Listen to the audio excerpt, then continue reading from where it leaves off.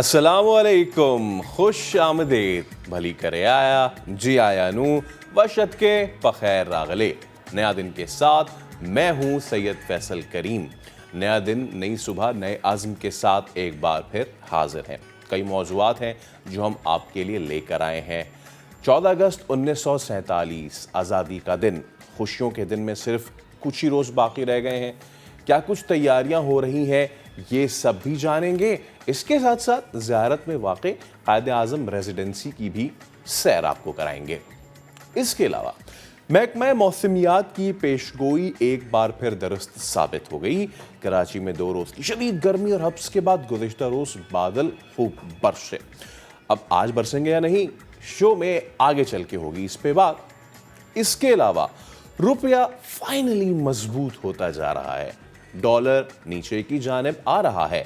28 जुलाई को डॉलर तारीख की बुलंद तरीन सतह 240 रुपए पर पहुंच गया था, जिसके बाद डॉलर की कदर में मुसलसल अब कमी का सिलसिला देखने में आ रहा है। इसकी वजूहात क्या है? क्या ये लॉन्ग टर्म है या फिर ये शॉर्ट टर्म? इस पर भी करेंगे बात। इसके अलावा तुर्किया में 5वें वर्ल्ड इस्लामिक गेम्स का मेला सज गया। दुनिया में रंगारंग इफ्तिताही तकरीब सज गई। मेगा इवेंट में 55 ममालिक के 4000 से जायद एथलीट्स ने शिरकत की। पाकिस्तान भी है इसमें। 107 रुकनी दस्ता है हमारा और उसने मार्च पास्ट किया। पाकिस्तान की बात हो रही है तो हमारी दस्तूर साज असेंबली, इसके 75 साल मुकम्मल होने पर कौमी असेंबली की डायमंड जुबली तकरीबात का आगाज हो गया। पार्लियामेंट में तारीखी तस्वीर की नुमाइश सजाई गई। स्पीकर राजा परवेज अशरफ ने इसका इफ्तिताह किया। क्या ही ज़बरदस्त तारीख है इस दस्तूर साज असेंबली की। डायमंड जुबली की तकरीबात 14 अगस्त तक जारी रहेंगी। और क्या है शो में आज? Army chief general Qamar Javed Bajwa बरतानिया पहुंचे। रॉयल मिलिट्री अकेडमी में पासिंग आउट परेड में वो शिरकत करेंगे। आर्मी चीफ बरतानवी मिलिट्री क़यादत से मुलाकातें भी करेंगे, वहाँ मुलाकातें होंगी। और इसके साथ साथ हमारी को एंकर महक हमें ज्वाइन कर लिया। महक, अस्सलाम वालेकुम, कैसी हैं आप? उम्मीद है खैरियत से होंगी। अस्सलाम वालेकुम फैसल, गुड मॉर्निंग। अल्हम्दुलिल्लाह मैं बिल्कुल ठीक हूँ और खैरियत से हूँ। लाहौर से मैंने ज्वाइन किया हुआ है और मौसम यहाँ पे बहुत अच्छा है। जैसे कि आप बता रहे थे बहुत सारी बातें कि फ़लानी स्टोरीज़, मुझे इसमें एक चीज़ बड़ी याद आ रही थी और मैंने कहा मैं उसका जिक्र ज़रूर करूँ लाहौर के मौसम के हवाले से, क्योंकि कराची में मैंने ये सुना है कि बारिश बहुत ज़्यादा है, कराची में बादल बरसेंगे। और अगेन कल मैं वही बैठी सोच रही थी कि इंतज़ामिया की नाअहली फिर से खुल के सामने आ गई है। तो आज हम आई थिंक इस पे भी हम प्रोग्राम में बात करेंगे, लेकिन सबसे पहले हम खान साहब के जलसे के हवाले से बात करने वाले हैं। जो जलसा ऐसा है कि वो ऐसी खेल के मैदान में तब्दीली लेकर आया है कि नाकाबिले बयां है। यानी वो हॉकी का मैदान जहां पर कभी खेल सजता था, अब वहां पर सिर्फ खान साहब के जलसे को सजाने के लिए उसको इतने बुरे तरीके से उखाड़ दिया गया। फैसल, ये वो हॉकी का स्टेडियम है, आप यकीन करें यहाँ से हमने कवरेज की हुई है मुख्तलिफ इवेंट्स की। इतना बड़ा है और इतना खूबसूरत, लेकिन जो इस वक्त हालात हो चुके ना यहाँ के सिर्फ एक जलसे की खातिर, मतलब मेरे जहन में एक ये सवाल है कि खान साहब खुद एक स्पोर्ट्स मैन रह चुके हैं, वो बहुत ज़्यादा सपोर्ट करते हैं स्पोर्ट्स को, लेकिन खेल के मैदान को उजाड़ कर अपने जलसों को सजा देना, ये कौन सी सियासत है या फिर फैसल कौन सी अक्लमंदी है? समझ से बाहर है ये। बिल्कुल महक, आप सही कह रही हैं। बीइंग अ स्पोर्ट्समैन, अगर इस तरह स्पोर्ट्स फैसिलिटीज़ और ख़ास तौर पे कौमी खेल के जो ऑलरेडी बड़ी ज़बूहाली का शिकार है, इस पे पहले रिपोर्ट देखते फिर मज़ीद बात करते हैं। पहले शहर तब्दील, फिर मुकाम तब्दील, अब खेल का मैदान तब्दील। तहरीक इंसाफ के 13 अगस्त के जलसे के लिए लाहौर के हॉकी स्टेडियम का नक्शा ही बदल दिया गया। पंडाल सजाने के लिए नेशनल हॉकी स्टेडियम की ऑस्ट्रोटर्फ उखाड़ दी गई। 2012 में बिछाई गई ऑस्ट्रोटर्फ उखाड़ने से 15 करोड़ का नुकसान होगा और ये नाकारा भी हो जाएगी। मामला मीडिया पर उठा तो पंजाब स्पोर्ट्स बोर्ड ने बहाना तराश लिया, जवाब पेश किया कि ऑस्ट्रोटर्फ तब्दीली की समरी तैयार हो गई, चंद माह में नई ऑस्ट्रोटर्फ लगा दी जाएगी। उधर पाकिस्तान हॉकी फेडरेशन मामले से ही लाइल्म निकली। लीगी रहनुमा उस्मा बुखारी ने स्टेडियम की बर्बादी पर इमरान खान को आड़े हाथों लिया। बादशाह सलामत हैं, उनकी सल्तनत इमरानिया जहाँ जहाँ कायम है वहाँ वहाँ उनको जिस पर नजर पड़ गई वो खा जाएंगे। वो तोशा खाना के माल समझ लें आप इसको, जो है वो हॉकी स्टेडियम के ऑस्ट्रोट्रॉफ को, उनको जो है वो कौमी खजाना हजम करने में शर्म नहीं आती। उज़मा बुखारी ने सवाल उठाया कि खान साहब मकबूल रहनुमा हैं तो मीनार पाकिस्तान में जलसा करने से क्यों घबरा रहे हैं। और ऐसे में चेयरमैन पीटीआई इमरान खान ने साजिश का एक नया शोशा छोड़ दिया। दावा किया कि मुल्क में अब भी रजीम चेंज की साजिश हो रही है, सबसे बड़ी जमात को फौज से लड़ाने की कोशिश हो रही है। खौफनाक साजिश के अंदर एक प्लान बना हुआ है। मुल्क की सबसे बड़ी पॉलिटिकल पार्टी को अपनी फौज के साथ लड़ा दिया जाए। शहबाज गिल ने जो कहा, अगर वो कानून के खिलाफ था, हमारा कानून एक प्रोसीजर बताता है कि उसके ऊपर चार्ज लगाएं, उसको मौका मिले अदालत में जाके अपनी सफाई पेश करने का। उसकी गाड़ी को शीशे तोड़ दिए, उसको जिस तरह उठाया, उसके ड्राइवर को मारा गया, पता ही नहीं किधर गायब हो गया। वो पूरा प्लान बनाया हुआ है पार्टी को तोड़ने का। मैं बुक्स नहीं पढ़ के सर्टिफाई करता, तो मैं दस्तखत उनके कहने पे कहता हूँ, मैंने वो किताबें नहीं देखी होती। उसके ऊपर ये कोशिश कर रहे हैं डिस्क्वालीफाई करने की। दूसरा, ये तोशा खाना केस है, हरा नहीं सकते। इलेक्शन आएंगे तो ये जीत जाएगी, टेक्निकली नॉकआउट करो। इलेक्शन की प्लानिंग कर रहे हैं कि ये इतने कमजोर हो जाए और फिर नवाज शरीफ आए के बाद कहें कि जी देखें इमरान खान को भी डिस्क्वालीफाई हो सकता है और वो भी हो सकता है, हम दोनों को एक मिला दें, फिर वही इसी इलेक्शन के जरिए इलेक्शन करवाएं। ये गेम है बेसिकली कि किसी तरह हमें छोटा करके कट टू साइज करें। हमारे लोगों को तोड़ने की भी कोशिश की जा रही है। वेस्टर्न अखबार आप पढ़ें, वो सारे कह रहे हैं कि कोई डील हुई है पाकिस्तान के ऊपर से, वो अफगानिस्तान में ये ड्रोन अटैक किया। हमारे पास इस वक्त स्ट्रीट पावर है, हम सारे पाकिस्तान को बंद कर सकते हैं। सिर्फ के मुल्क के माशी हालात आज ऐसे हैं, हमें अपने मुल्क की फिक्र करनी चाहिए। अब ये खान साहब किस रजीम चेंज की बात करें, ये समझ से बालातर है। खैर ज़रा आगे बढ़ते और वज़ीर आज़म शहबाज शरीफ की बात करते हैं। समाजी राबते की वेबसाइट ट्विटर का इस्तेमाल करते हुए शहबाज शरीफ ने ट्वीट लिखा और उन्होंने कहा कि पिछले 4 माह में खान साहब ने जो हमारी अफवाज के ख़िलाफ़ अलकाबात इस्तेमाल किए हैं वो नाकाबिले बयां हैं। और इसके साथ साथ उन्होंने ये लिखा कि ट्रोल्स ने अफवाज के ख़िलाफ़ नफ़रत से भरपूर ट्रेंड्स चलाए। सवाल किया शहबाज शरीफ साहब ने कि क्या शहदा के ख़ानदान ये सब कुछ भूल जाएंगे। इमरान न्याजी ख़ुद को बेवकूफ़ बना सकते हैं, कौम को नहीं। तो समाजी राबते की वेबसाइट ट्विटर का इस्तेमाल करते हुए वज़ीर आज़म शहबाज शरीफ का लिखना था कि पिछले 4 माह में पूरी कौम ने देखा कि इमरान न्याजी ने अफवाज पाकिस्तान की क़यादत के ख़िलाफ़ किस तरह के अलकाबात इस्तेमाल किए हैं। ट्विटर पैगाम में वज़ीर आज़म ये लिख रहे कि उनके सोशल मीडिया ट्रोल्स ने अफवाज के ख़िलाफ़ नफ़रत से भरपूर ट्रेंड्स चलाए हैं। क्या शहदा के ख़ानदान ये सब कुछ भूल जाएंगे। इमरान न्याजी ख़ुद को बेवकूफ़ बना सकते हैं, कौम को नहीं। इमरान खान ने स्क्रिप्ट लिखा, शहबाज गिल ने पढ़ा। वज़ीर इत्तलात मरियम औरंगज़ेब का इमरान खान को तुर्की बतुर्की जवाब। कहा सलान बेटे ने बुशरा बीबी के कहने पर शहदा और उनकी फैमिलीज के खिलाफ मुहिम चलाई।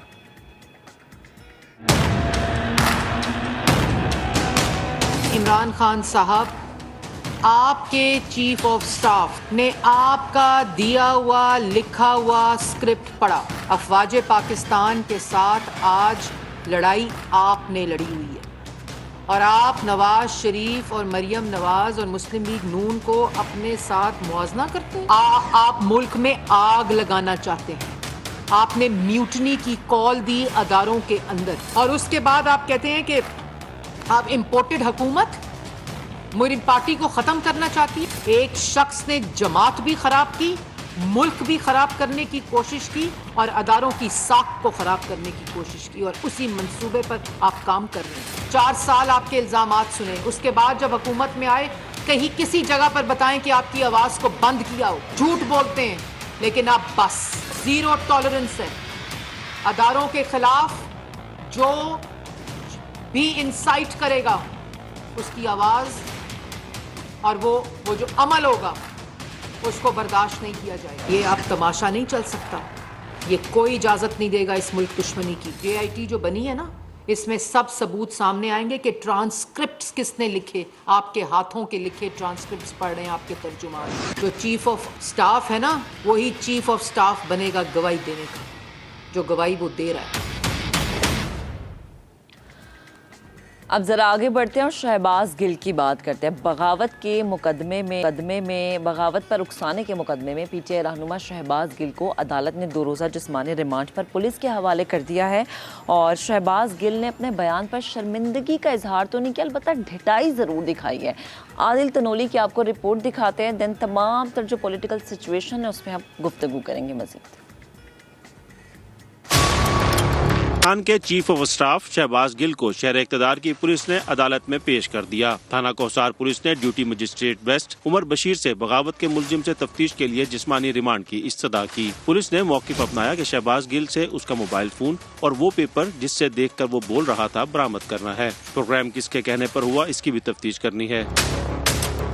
शहबाज गिल के वकील ने जिस्मानी रिमांड न देने की इस्तदा की, जो अदालत ने रद्द कर दी। ड्यूटी मजिस्ट्रेट ने तहरीरी हुक्मनामे में करार दिया कि मुलजिम के खिलाफ इल्जामात पर जिस्मानी रिमांड जरूरी है।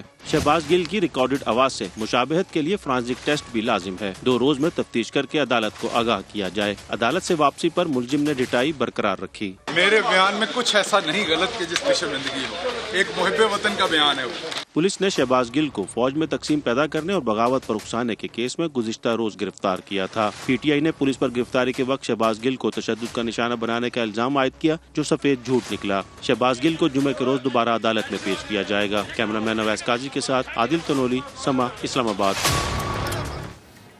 तमाम तर जो सूरत हाल बनी है इस पे हम बात करते हैं। तजयकार जैगम खान साहब हमारे साथ मौजूद हैं। जैगम साहब अस्सलाम वालेकुम, उम्मीद है खैरियत से होंगे। बहुत शुक्रिया, नया दिन से आप गुफ्तगू कर रहे हैं। सर, ये क्या सूरत हाल बनी हुई है और ख़ास तौर पर लोग बयान ठीक से देते नहीं हैं या फिर सोच समझ के देते नहीं, एक ऐसे वक्त में जब हम सबको पता है कि हम मुआशी टर्मोइल से भी एक तरीके से गुजर रहे हैं। क्या ये वक्त इस तरीके के अर्थक्वेक टाइप बयान देने का ये वक्त था, ये इस तरीके का? मेरे ख्याल में ये कहना तो ठीक नहीं है कि बयान सोच समझ के नहीं देते। जो लोग ये बयान दे रहे हैं वो बड़ी सोच समझ के दे रहे हैं और बाज़ों का सोच समझ के किया हुआ काम भी आपके उल्टा गले पड़ जाता है और जिस मकसद के लिए वो आपने काम किया होता है वो मकसद पूरा होने की बजाय उल्टा ख़राब हो जाता है। क्योंकि आप शहबाज गिल साहब के बयान की बात कर रहे हैं। देखिए, शहबाज गिल साहब का बयान जो है वो ऐसा नहीं है जो उन्होंने गलती से अचानक में कह दिया हो, जो एकदम से जो है ना, it hasn't come from the sky. ये कोई अचानक से नहीं आ गया, बल्कि ये तसलसल है इमरान खान के बयानिए का। क्योंकि जब से वो हुकूमत से बाहर गए हैं तो उनका बयानिया ये रहा है कि फ़ौज को उनकी सपोर्ट करनी चाहिए और हुकूमत के ख़िलाफ़ सपोर्ट करनी चाहिए। अगर आप इस बात का भी तज़किया करें तो ये भी एक बहुत बड़ी इंसाइटमेंट है कि वो फ़ौज को हुकूमत के ख़िलाफ़ उकसा रहे हैं। पाकिस्तान का कानून वो वाज़े तौर पर कहता है कि फ़ौज जो है वो हुकूमत के मातहत होगी। आइन पाकिस्तान का ये भी कहता है कि फ़ौज अपने हल्फ की पासदारी करेगी और उस हल्फ में भी ये लिखा है कि फ़ौज हुकूमत के अहकामात मानेगी और सियासत में मुलव्वस नहीं होगी। और आइन पाकिस्तान ये भी कहता है कि जब हुकूमत फ़ौज को कोई हुक्म देगी तो उस पर पाकिस्तान की अदालतें भी कोई सवाल नहीं उठा सकती, बाज़ पुर्स नहीं कर सकती। तो इमरान खान तो मुसलसल ये कहते रहे हैं कि फ़ौज अपोजिशन का, यानी उनका अपोजिशन पार्टी का साथ दे हुकूमत के ख़िलाफ़, हुकूमत की सबऑर्डिनेशन करे। ये ख़ुद भी आइन की खिलाफ वर्जी थी। लेकिन अब वो एक स्टेप आगे चले गए। आगे यूँ कहे कि अब उनके साथी ने बड़े सोचे समझे अंदाज में फ़ौज के रैंक एंड फाइल को फ़ौज की क़यादत और कमांड के ख़िलाफ़ उकसाना शुरू कर दिया। और जो मकसद है, जो लार्जर पर्पज़ है, वो इसमें एक ही है और वो मकसद ये है कि फ़ौज पर इतना दबाव डाला जाए कि वो न्यूट्रलिटी छोड़कर इमरान खान की पीटीआई की सपोर्ट करने पे मजबूर हो जाए। तो जो इसके पीछे स्ट्रेटजी थी, जो लाए अमल था, वो ये था कि इदारों को दबाव डाल के, इदारों पर दबाव डाल के उनको मजबूर किया जाए कि वो हमारी सपोर्ट करें। लेकिन आपको मालूम है, जब आप दबाव की पॉलिसी इस्तेमाल करते हैं तो वो उल्टा भी पड़ सकती है जब आप एक हाथ से आगे निकल जाएं। हाँ बिल्कुल। अच्छा जैगम साहब, ये अगर हम शहबाज गिल के अलावा एक आम आदमी की बात करें तो उनका बयान ये, जब वो अफवाज पाकिस्तान के ख़िलाफ़ कोई बयान देते हैं या हमारे इदारों के ख़िलाफ़ जो कि हमारे लिए बहुत काबिल एहतराम है, वो चाहे अदलिया है, वो चाहे फ़ौज है, वो ये बयान तो वो दे देते हैं ट्विटर पे, वो उनके ख़िलाफ़ कोई ना कुछ ना कुछ लिख देते हैं, लेकिन बाद में वो ये कहते हैं कि खान साहब की तकरीर सुन के हमने ये किया, हम माफ़ी चाहते हैं। खान साहब ने बात ऐसी की, या अगर हम पीटीआई के कारकुन हैं या पीटीआई को सपोर्ट करने वाले हैं तो हमने तब भी ऐसे किया। ये जो खान साहब आवाम के अंदर एक लड़वाने वाली कैफियत पैदा कर रहे हैं, इसका इन फ्यूचर क्या इम्पैक्ट होगा? अभी एक जलसा करने जा रहे हैं और खान साहब की तकरीरों में न्यूट्रल्स का जिक्र बहुत ज़्यादा आता है। हमारी यंग जनरेशन इससे बहुत ज़्यादा मुतासर होना शुरू हो गई है, जो कि इन फ्यूचर हमारे लिए और हमारी सियासत के लिए अच्छा नहीं है। देखिए, जो 21वीं सदी की ये पॉपुलिस्ट सियासत है, जिसमें ट्रंप साहब का भी बहुत नाम लिया जाता है, वो सियासत ही तकसीम की और नफ़रत की सियासत है। जहाँ जहाँ पे ये सियासत फैली है, वहाँ भाई भाई से अलग हो गया है, लोग इकट्ठे नहीं बैठते, वहाँ इदारे तकसीम हो गए हैं, जज तकसीम हो गए हैं, ब्यूरोक्रेट्स तकसीम हो गए, सब लोग तकसीम हो गए, एक साइड पे हो गए हैं, दूसरे साइड पर हो गए, और वो एक दूसरे से नफरत करने लगे। इमरान खान साहब को एक बहुत बड़ा एडवांटेज ये है कि वो एक आइकन थे, एक स्टार थे, नौजवान उनके पीछे थे, नौजवानों को उन्होंने मोबिलाइज किया, एक ऐसे सेक्शन ऑफ सोसाइटी को वो सियासत में लाए जो सियासत से दूर रहता था। लेकिन जो अगली बात उन्होंने की कि उन्हें किसी मुस्बत रास्ते पर लगाने की बजाय, उनकी एनर्जीज़ को पॉजिटिव तौर पर इस्तेमाल करने की बजाय, उन्होंने उनके एनर्जीज़ को मुकम्मल तौर पर गुस्से और नफ़रत की तरफ लगाया है। और उनकी जो सियासत है, उसमें जो उनका अपना किरदार है वो एक कल्ट लीडर का है, एक ऐसे देवता का है जिस पर उनके फॉलोअर्स आंखें बंद करके यकीन करते हैं, क्योंकि उन्होंने उनको यकीन दिलाया है कि उनके सिवा जितने भी पॉलिटिकल लीडर्स हैं वो करप्ट हैं, वो गुमराह हैं, वो बैरूनी ताकतों के एजेंट हैं, वो ठीक मुसलमान नहीं हैं। इसलिए आप कुछ भी बात इमरान खान के ख़िलाफ़ लेकर आएँ, वो उन पर यकीन नहीं करते। और कितनी भी अच्छाई एक ऐसे आदमी के बारे में, एक ऐसे सहाफ़ी के बारे में, एनालिस्ट के बारे में, सियासतदान के बारे में लेकर आएँ जो इमरान खान के साथ नहीं है, तो वो उस पर भी ट्रस्ट नहीं करते।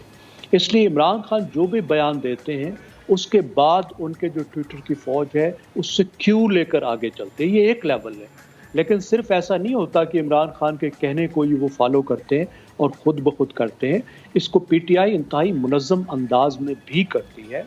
उन्होंने अकाउंट्स भी बनाए हुए हैं, बॉट्स भी बनाए हुए हैं, एक ट्विटर की एक पूरी फ़ौज भी रखी हुई है जो उस पॉलिसी के मुताबिक, उस नैरेटिव के मुताबिक जो इमरान खान बनाते हैं, जो पीटीआई बनाती है, उसके मुताबिक सोशल मीडिया का इस्तेमाल करती है। तो अहम तरीन चीज़ वो नैरेटिव है जो इमरान खान बनाते हैं, और हमें ये देखना है कि ये लोग जो काम कर रहे हैं उस नैरेटिव में फिट होता है या नहीं होता।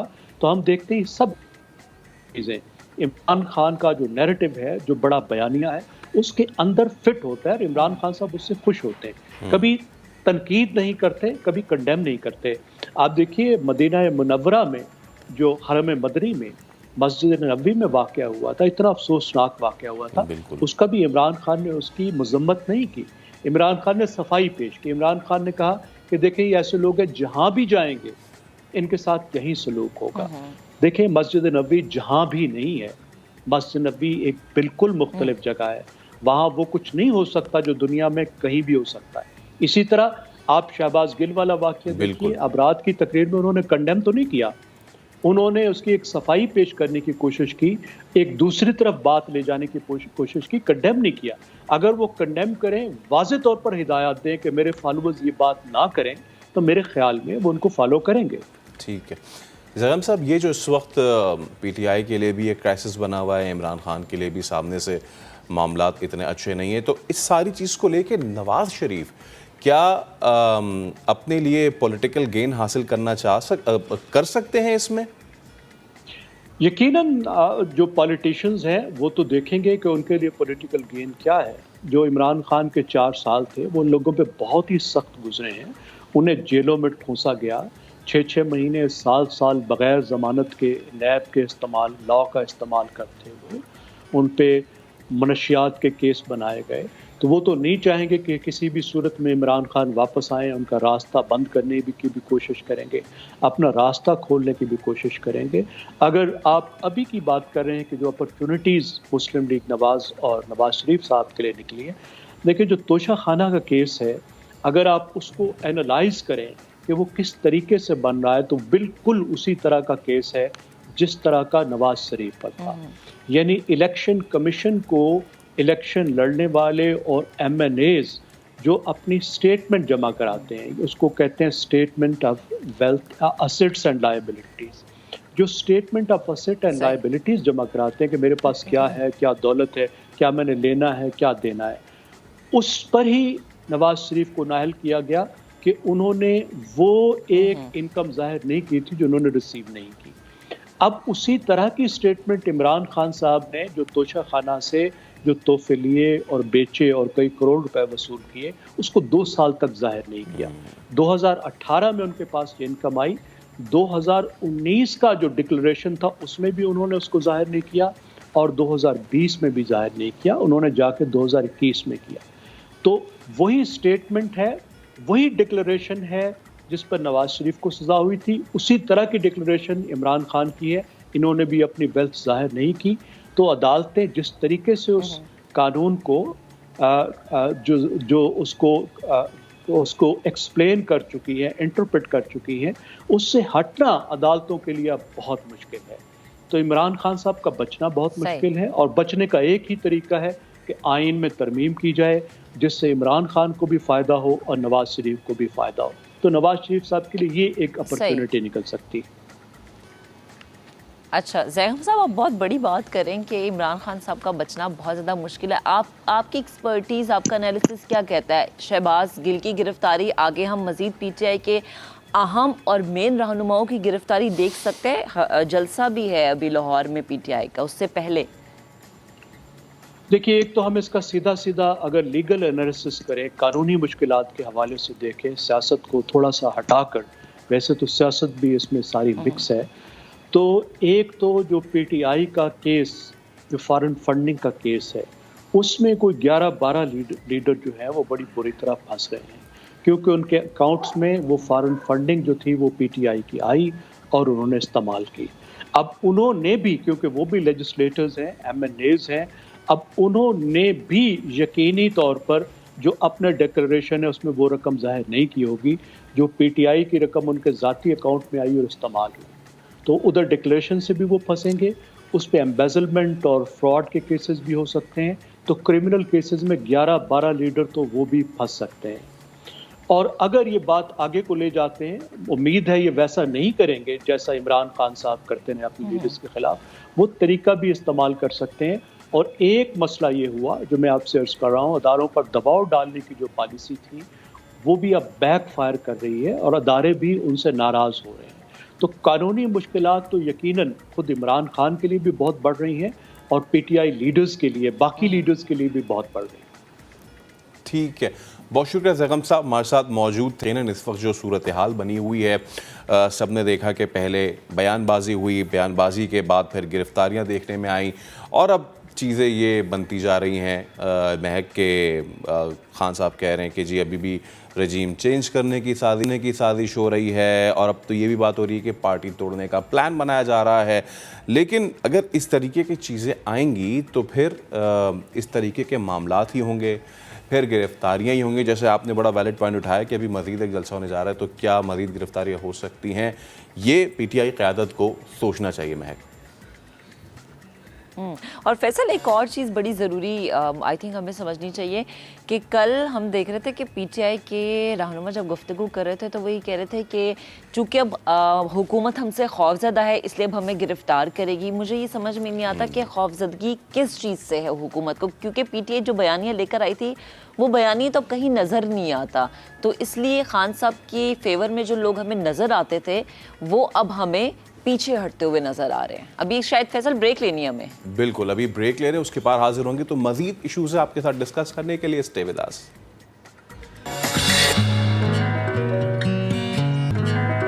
एक बार फिर आपको खुशामदीद कहते हैं नया दिन में। और महक, बाय द वे, इतनी मुआशी सूरत हाल पे हमने इतने दिन गुफ्तगू की है, लेकिन अब लग रहा है कि सूरत हाल बेहतरी की तरफ जा रही है, क्योंकि स्टॉक एक्सचेंज में भी गुज़िश्ता रोज़ हमने तेज़ी देखी।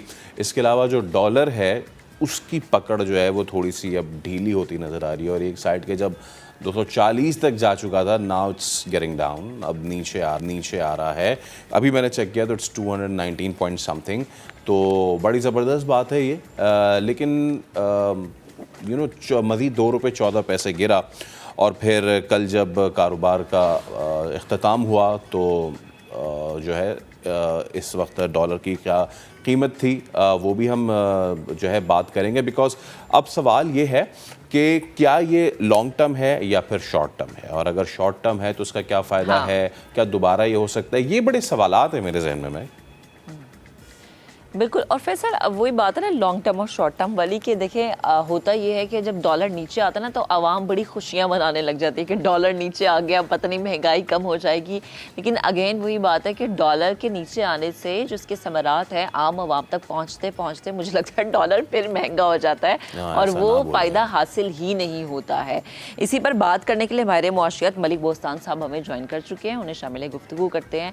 ठीक है, उन्हें शामिल गुफ्तगू करेंगे, उनसे पूछेंगे जो सवाल आपके हैं, और फैसल जो सवाल मेरा है कि जब तक अवाम तक इसके समरात पहुंचते हैं डॉलर फिर से महंगा हो जाता है। लेकिन अभी जो इस वक्त हम मार्केट की सिचुएशन देख रहे हैं उसमें डेली डॉलर का नीचे आना, एक तो हमारा जो सियासी इस्तेहकाम है वो बहुत ज़्यादा जुड़ा है मुआशी इस्तेहकाम से। आप देख रहे हैं कि हमारी जो सियासत है उसमें हलचल जो है वो उतनी नहीं मची हुई जितने हमने गुज़श्ता दिनों में देखी थी। शायद फैसल मेरे नज़दीक इसकी डॉलर के नीचे आने की वजह ये है। हाँ बिल्कुल, और दीगर वजूहात भी जानेंगे, इस पे भी हम बात करेंगे। अभी ये भी बताया अपने देखने वालों को कि वज़ीर ख़जाना मिफ्ताह इस्माइल उन्होंने अगले महीने तक रुपए की कदर में मज़ीद बेहतरी और महंगाई में कमी की नवीद सुनाई है। अच्छी अच्छी चीज़ें आपको हम सुबह सुबह बता रहे हैं। शकील अहमद की आप रिपोर्ट देखिए।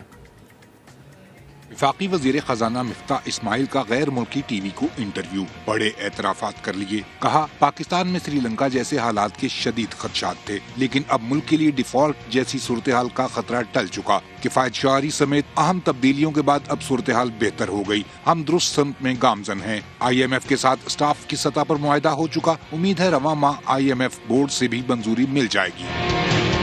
मिफ्ताह इस्माइल ने तस्लीम किया कि पाकिस्तान में महंगाई है, एक वजह ये कि हमने फ्यूल और बिजली पर सब्सिडी वापस ली, टैक्सों में इजाफा किया, शरह सूद बढ़ाई, जिससे ग्रोथ में सुस्त रवि पैदा हो गई। हमारे इक़दामात लोगों के लिए तकलीफ दे। वज़ीर ख़जाना ने कहा गुज़िश्ता हफ्ते डॉलर के मुकाबले में रुपए की कदर 7% बेहतर हुई, दरामदात कम हुई। आलमी मंडी में खाम तेल की $120 फी बैरल तक पहुँचने वाली कीमत अब कम हो रही है। आइंदा चंद माह में हालात मजीद बेहतर होंगे, महंगाई में भी कमी आएगी। तो वज़ीर ख़जाना तो ये कह रहे हैं कि डॉलर मज़ीद नीचे जाएगा, महंगाई जो है वो भी इसके साथ नीचे जाएगी। इस सब पे ज़रा बात करते हैं। मलिक बोस्तान साहब हमारे साथ मौजूद है। मलिक साहब अस्सलाम वालेकुम, सुबह बखैर, उम्मीद है खैरियत से होंगे। अच्छी खबरें आ रही हैं सर, डॉलर नीचे जा रहा है फाइनली। क्या हम अब सुख का सांस ले सकते हैं या फिर अभी भी मंजिल दूर है? मैं समझता हूँ अल्लाह ताला का बड़ा करम है, नबी पाक का सदका है, और मुहर्रम का महीना है और अगस्त आज़ादी का महीना है, बरकतों वाले महीने हैं, और अल्लाह ताला ने बड़ा करम किया। और ये अगस्त जो है पाकिस्तान के लिए बड़ा मुबारक साबित हुआ। जुलाई आपने देखा सुनामी आया हुआ था बुरी खबरों से, फैच ने आपकी रेटिंग कम कर दी, और तजारती खसारा जो 48 अरब डॉलर का हो गया, और इसी तरह रिजर्व आपके 9 अरब डॉलर से कम हो गए।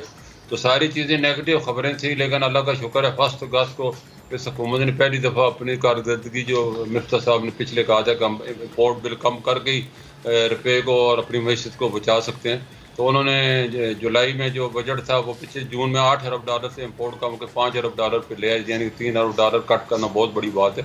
और यही वजह बनी पाकिस्तान का जो है ये तजारती खसारा कम हुआ तो रुपये ने मुस्तकम हुआ। और उसके अलावा आर्मी चीफ कमर बाजवा साहब ने, जो कि इमरान खान साहब की दौर में इकरामी कौंसिल के मेंबर भी रह चुके हैं, उन्होंने अमेरिका से अपील की IMF का हमारा प्रोग्राम बाद में, फिर उन्होंने सऊदी और दुबई से भी बात की। और आपको पता होगा दुबई ने 1 अरब डॉलर स्टॉक में इन्वेस्टमेंट की पेशकश की है। और इसके अलावा एक और चीज़ जो पाकिस्तान के लिए बड़ी खुशखबरी है कि IMF ने दोस्त ममालिक से 4 अरब डॉलर की गारंटी मांगी थी, वो उन्होंने दे दी है। और उनके ऑफिशियल ने कहा कि पाकिस्तान ने तमाम शराइत हमारी पूरी कर दी हैं और अब 24 अगस्त को जो इजलास होना है मैं समझता हूँ उसमें किस्त बहाल हो जाती है। तो रुपया आपने देखा 250 से कम होकर अल्लाह का शुक्र है 222 तक आया और आज 1-2 रुपये डेली गिर रहे हैं और IMF की किस्त मिलेगी तो ये 180 और 190 तक भी जा सकता है। और मैं ये भी आपको बताता चलूँ कि कुछ एक्सपोर्टर ने जो अपनी बाहर प्रोसीड रोकी हुई हैं वो इस उम्मीद पे कि डॉलर शायद बढ़ेगा, अब डॉलर बढ़ेगा नहीं कम होगा। और जो एक्सपोर्टर जल्दी अपना एक्सपोर्ट प्रोसीड डॉलर लेकर आ रहे हैं, कुछ एक्सपोर्टरों ने आपने देखा डॉलर एक दिन में को काफ़ी गिरा था। उसकी वजह यही थी कि 215 अरब डॉलर उन्हें एकदम कुछ एक्सपोर्टर ने अक्लमंदी का मुजाहरा किया और अच्छे 240 के रेट में उन्होंने अपने सेल किए। और आवाम से भी मैं यही अपील करूँगा अभी जो डॉलर आपके पास पड़े हैं वो जो अभी सेल कर लेगा वो फायदे में रहेगा, वरना 180 और 90 में फिर गएंगे जो हमसे बड़ी गलती होगी। इस गलती को बचने का यही तरीका है कि आप मुल्क की खिदमत करें, रुपये में इन्वेस्टमेंट करें। और मैं ये भी बताता चलूँ हमारी आवाम बड़ी मुहब्बे वतन है। हमने जब हुकूमत ने हमें कहा और हमने कहा जी हम इंशाल्लाह हुकूमत की हर मुमकिन मदद करेंगे और एक्सचेंज कंपनी रोज़ाना 20 से 25 मिलियन डॉलर इंटर बैंक में सिलेंडर करेंगे इंटर बैंक मार्केट को मुस्तहकम करने के लिए। और उसमें सारा रोल आवाम से हमने अपील की और आवाम रोज़ाना मिलियन ऑफ डॉलर जो है हमारे एक्सचेंज कंपनी काउंटर में आकर सेल कर रहे हैं। और अल्लाह का शुक्र है हम वो इंटर बैंक में गवर्नमेंट को दे रहे हैं जिसकी वजह दिन ब दिन रुपये जो मुस्तहकम हो रहा है और डॉलर का रेट गिर रहा है। सही है। अच्छा तो मलिक साहब ये बताएं, हम जो कह रहे हैं ना कि मुसलसल नीचे आना, तो ये मज़ीद कितना नीचे आएगा, ये कहाँ पर आके फुल स्टॉप लगेगा? हम सोच सकते हैं कि जो हम सोच रहे हैं कि वाकई डॉलर उतना नीचे आ जाएगा या 200 तक पे आके रुक जाएगा? क्या आपकी एक्सपर्टीज कहती है? नहीं, आपकी सोच बड़ी अच्छी है इंशाल्लाह। आप देखें मैंने जैसे पहले भी कहा डॉलर 180 190 तक आ सकता है, यहीं से बड़ा था और यहीं वापस आना है। वक्ती तौर पे जो मैंने बताया ना मनफी खबरों थी जून जुलाई की बहुत ज़्यादा, फिर इम्पोर्ट बिल बहुत ज़्यादा बढ़ गया। अब पाकिस्तान की अच्छी खबरें हैं सारी। और पिछले दिनों जो दुबई का और सऊदीया के 30 रुकनी वक्त आया हुआ था पाकिस्तान में जायज़ा लेने के लिए और उन्होंने पाकिस्तान में 20 अरब डॉलर सरमायाकारी की पेशकश की है। उनकी शर्त ये रखी है कि हम इस सूरत में इन्वेस्टमेंट करेंगे, कोई इकनॉमिक कमेटी बनाई जाए और जो भी हम एसेट खरीदें बगैर टेंडर के खरीदें और उसमें सूबाई हुकूमतें और अदालतें उसमें बाद में नोटिस ना लें। तो हम ये सरमायाकारी को तैयार हैं। अब हुकूमत ने आप देखा ऑर्डिनेंस तैयार कर लिया है गवर्नमेंट ट्रांजेक्शन, तो वही अगर मंजूर हो जाता है तो मैं समझता हूँ हमारे दोस्त और इस्लामी ममालिक चाहते हैं कि पाकिस्तान अपने पाँव में खड़ा हो जाए। तो ये बहुत बड़ी इन्वेस्टमेंट जो वो लाने 12 अरब डॉलर की सिर्फ आई फाइनल लगने वाली है। तो ऐसी चीज़ें हुकूमत भी बड़ी कोशिश कर रही है। और मैं समझता हूँ जो हमारा तजारती वो कहते हैं मर्द बढ़ता गया जो दुआ की, पहले इन्होंने मर्द को पकड़े ही नहीं या पकड़ लिया है। तो यही है कि हम इम्पोर्ट बिल कम करके वक्ती तौर पर अपने रिजर्व बढ़ाएं और रिजर्व हमारे 30 से 40 अरब डॉलर के कम से कम होने चाहिए, तो पाकिस्तान को कभी क्राइसिस का सामना नहीं करना पड़ेगा। अच्छा वैसे मलिक साहब हम खित्ते की अगर मईशत की देखें सिचुएशन तो इस वक्त जो इंडियन रुपी है वो 80 रुपये के करीब है एक डॉलर का। बांग्लादेश में भी काफ़ी अच्छा रेट है, लेकिन पाकिस्तान में इतना ज़्यादा है क्यों? और क्या ये मज़ीद नीचे आना चाहिए अगर हम खित्ता वाइज बात करें तो? देखो जी, डॉलर को नीचे आना चाहिए, रुपये को नीचे नहीं आना चाहिए। और हमारी जो हुकूमती की कोशिशें हैं वो यही है कि एक्सपोर्ट बढ़ानी है और अपने एक्सपोर्ट जब तक नहीं बढ़ेगी तो हम किसी तरह भी सर्वाइव नहीं करेंगे। फॉरेन डायरेक्ट इन्वेस्टमेंट जो कि पिछले 2 साल से रुकी हुई है वो अगर आना शुरू हो जाती है, और मैं समझती सियासी जो इस्तेमाल है वो बहुत ज़रूरी होता है किसी भी मैशत को कंट्रोल करने के लिए। और हमारा जो अभी सियासी दोबारा जो है वाक़यात ऐसे हो रहे हैं कि इंतशार और सियासी तसादम का ख़तरा है, मैं सियासतदानों से अपनी तरफ से पूरी कौम की तरफ से अपील करूँगी सियासी डेडलॉक को तोड़ने के लिए आप आपस में सर जोड़ें, मुल्क को बचाएं, कोई चार्टर और इकानमी कर लें। खुदा के लिए पाकिस्तान है तो आपकी सियासत भी रहेगी, आपका इक़्तिदार भी रहेगा। इसको बचाना इस वक्त ज़रूरी है, बाकी चीज़ें तो बाद में होती रहेंगी। और फौज के साथ पूरी कौम खड़ी है, फौज पे क्रिटिसाइज़ करना किसी तरह भी पाकिस्तान की सलामती और मैशत के लिए अच्छा नहीं है। पाकिस्तान के फौज देखो हमारे जवान शहादतें दे रहे हैं और पाकिस्तान के दिफा के लिए दे रहे हैं वो लोग। अच्छा, बिल्कुल सही बात है। अच्छा मलिक साहब, एक आम आदमी को ये समझाएगा कि जब डॉलर की कीमत नीचे आती है तो फ़ौरन से उसके समरात आवाम तक नहीं पहुंचते। हम जब ये खबर देते हैं कि डॉलर की कीमत नीचे आ गई तो एक आम आदमी जो कि घर में बैठा है, ये जनरल स्टोर पे बैठा है, वो बड़ा खुश हो जाता है कि डॉलर नीचे आ गया, महंगाई कम हो जाएगी। प्लीज़ मैं चाहती हूँ कि जो लोग इस वक्त हमें देख रहे हैं आप उन्हें समझाएं कि फ़ौरन से ऐसा नहीं होता है, टाइम लगता है। बिल्कुल मैं समझता हूँ फ़ौरन होता है। आप खुद बाजार में जाते होंगे, केले वाला भी डॉलर का रेट देख के केले का रेट बढ़ाता है। आज ही डॉलर इतने हो गए तो मैं क्या करूँ, रेट वालों को तक पता है। तो मैं समझता हूँ वो अब डॉलर का रेट बढ़ते है तो एकदम थोड़े से लोग कंफ्यूज हो गए, दोबारा ना बढ़ जाए। अगर 2-3 महीने में रुपया मुस्तकम रहते हैं, देखना कीमतें खुद ब खुद कम होंगी। सबसे पहले तो मैं समझती हूँ 14 अगस्त के बाद हुकूमत ऐलान करने वाली है कि वो पेट्रोल की और डीजल की कीमतें कम करेगी। तो ये यही कीमतें आम आदमी पर असरअंदाज होती हैं, किराए बढ़ते हैं। मतलब आम आदमी ज़्यादा से ज़्यादा मोटरसाइकिल चला लेता है और क्या कर लेते हैं, या किसी बस का किराया कम होगा तो उसको फ़ायदा होगा। लेकिन पेट्रोल हमारी ऐसी बैरोमीटर है कि पूरी इकानमी पर असर होता है। और इस वक्त आम आदमी क्या, हर आदमी को डॉलर के से वाबस्ता हो गया और वो अपने रेट जो है डॉलर के साथ ही मुंसलिक करके कोड कर रहा होता है।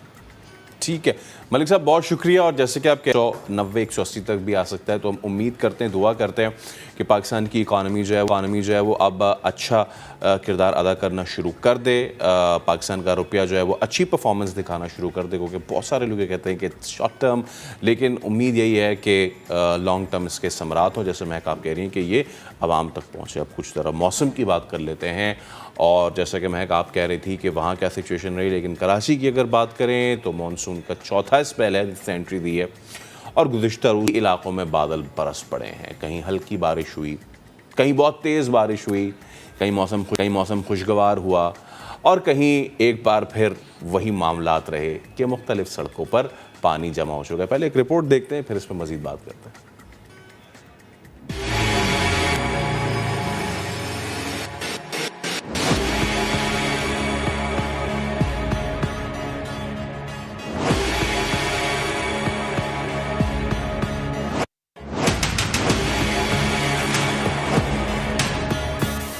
तीनअट्टी से गुरु मंदिर तक आने वाला जहांगीर रोड कराची वालों की बेबसी की सबसे दर्दनाक और जाली सरकार की बेइज्जती की सबसे शर्मनाक तस्वीर है। हालिया मानसून बारिशों से भी शहर की इस अहम सड़क का कुछ नहीं बिगड़ा है, क्योंकि इतने गड्ढों, कीचड़ और उबलते गटरों की वजह से इसके मजीद खराब होने की गुंजाइश ही बाकी नहीं रही थी। परेशानी 2 साल से यहाँ से गाड़ियाँ निकलना नहीं सकती। आज की बात को ये 2 साल से खराब हुआ है, कभी सही होता ही नहीं है। कारोबार की लगी पड़ी है। इस सड़क पर सफर शहरियों की ऐसी मजबूरी है जिसे वो अपनी सेहत और गाड़ी दोनों की कीमत चुका कर अदा करते हैं। कितनी भी अच्छी गाड़ी हो, इन गढ़ों से गुजरने के बाद उस गाड़ी का हर पुर्जा जवाब दे जाता है।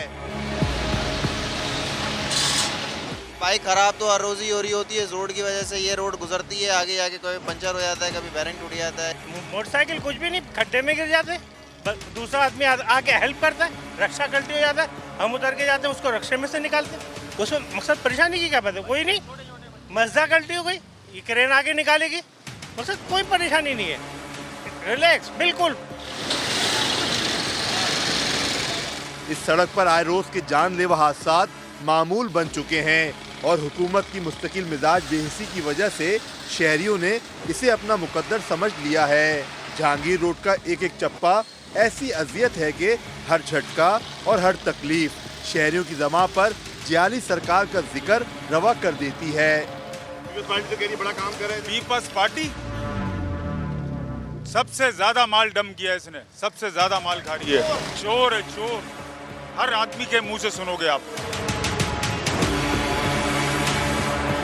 ये रोड नहीं बना पा रहे, जो कारपेट डाला था उसका पैसा तो ये लोग खा गए। कब तक खाएंगे, कब तक? सब हिसाब देना पड़ेगा इनको। सारे चैनल बेचारे मेहनत कर रहे हैं, मीडिया पूरा लगा पड़ा हुआ है, लेकिन इनको शऊर नहीं आ रहा कि लोग मर रहे हैं, जाने जा रही है। 1 साल पहले भी समा ने जहांगीर रोड की हालत और शहरियों की अजियत हुकूमत सिंध तक पहुंचाई थी, मगर 1 साल बाद भी बेहतरी की जानिब कोई कदम नहीं उठाया जा सका। मगर हुकूमत सिंध के मुकर्रर करदा एडमिनिस्ट्रेटर कराची मुर्तज़ा सिद्दीकी का मौक़िफ़ है कि ये इलाका PWD का है, और जहांगीर रोड की मौजूदा सूरत हाल का जिम्मेदार भी यही वफाकी इदारा है। ये एरिया भी उनका है और यहाँ काम भी पाक PWD ने किया था, लेकिन चूंकि सही प्लानिंग के साथ वो काम नहीं हुआ, उसका नतीजा आपके सामने के शहरियों को इस तकलीफ का सामना करना पड़ता है। अब कोशिश कर रहे हैं कि ये जो हमने इंजीनियरिंग सलूशन निकाला है, सेवरेज और नई ड्रेन डाल के होपफुली ये मसले को हल कर देगा। कराची के 2 साबिक एडमिनिस्ट्रेटर्स का कहना है कि मुर्तजा वाब हो या उनका तकर्रुर करने वाली हुकूमत सिंध, दोनों ही जहांगीर रोड को 2.5 साल से खंडर बनाए रखने से बरियो जमा नहीं हो सकते। मैं मुर्तजा वहाब साहब से ये ज़रूर कहूँगा कि भाई अगर आप कराची में एक मामूली सी सड़क नहीं बना सकते तो आप अपने आप को एडमिनिस्ट्रेटर कराची क्यों कहते हो?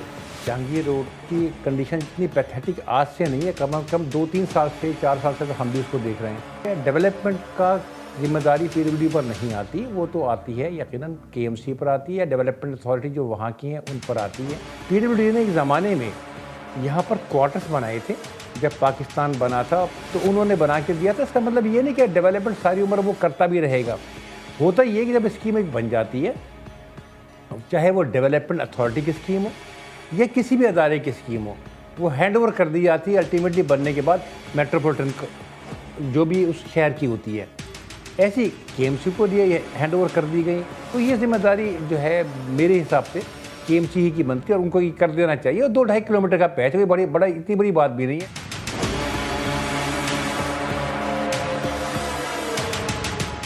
जिला बस्ती की बड़ी और गुंजान आबादियों को कारोबार और मुलाजमीन के मरकज से मिलाने वाली इस सड़क की हालत वो आईना है जिसमें जाली सरकार की 14 साल कारकर्दगी का अक्स झलकता है। जहांगीर रोड की इस हालत की वजह से महकमा ट्रांसपोर्ट सिंध सुराब गोट से गुरु मंदिर तक पीपल्स बस सर्विस का रूट शुरू नहीं कर सका है। शहरी कहते हैं कि जो लोग कराची की तामीर और तरक्की के दावे कर रहे हैं वो फौरी तौर पर जहांगीर रोड आकर इस सड़क की तबाहाली देखें, ताकि उनको एहसास हो कि कराची वाले रोजाना किस तकलीफ से गुजरते हैं। कैमरामैन मोहम्मद कामरान के साथ मोहम्मद अली हफीज, समा, कराची। तो आपने देखा मैं कि ये कराची की सूरत हाल है। ये मेरे ख्याल से हम 4-5वीं मरतबा जहांगीर रोड की सिचुएशन दिखा रहे होंगे और ऐसा लग रहा है कि आगे भी खुदा न खास्ता अगर हम 4-5वीं दफ़ा इसको डिस्कस करेंगे तो भी ये ऐसे ही रहेगी। कराची में बारिश होती है, पानी खड़ा होता है, सड़कें तबाह हो जाती हैं। बाय द वे हमें ये भी कहा गया कि जी देखें पूरे खित्ते में बारिश हो रही है, ईरान में भी हुई, सऊदीया में भी बहुत हुई, लेकिन अब जाके वहाँ की सिचुएशन देखे पानी नहीं खड़ा यहाँ पे, और कल की बारिश से आज भी पानी खड़ा है, ये भी आगे देख लें। वैसे लाहौर की क्या सिचुएशन रहती है मैक? अच्छा, लाहौर में अमूमन मैंने ये देखा है कि पानी खड़ा नहीं रहता। लाइक बारिश हुई है, सुबह के वक्त बारिश है, ये दोपहर के टाइम बारिश है, पानी फ़ौरन से मतलब ख़त्म हो जाता है, उसको साफ़ कर दिया जाता है। मतलब यहाँ पर मैनेजमेंट बहुत अच्छी मैंने देखी। और मैं चूँकि हम कराची में रहने वाले हैं तो हम यही चाहते हैं कि भाई कराची जो कि सबसे ज़्यादा रेवेन्यू जनरेट करने वाला शहर है, प्लीज़ उसके लिए ऐसा सोचा जाए कि हर जगह से लोग काम करने के लिए आते हैं तो वो ये कहें कि अगर हम कराची में काम करते हैं, हम कराची को कुछ देते हैं, तो इन रिटर्न कराची भी हमें कुछ देता है। अभी एक ब्रेक के बाद दोबारा हाजिर होंगे, साथ रहिएगा।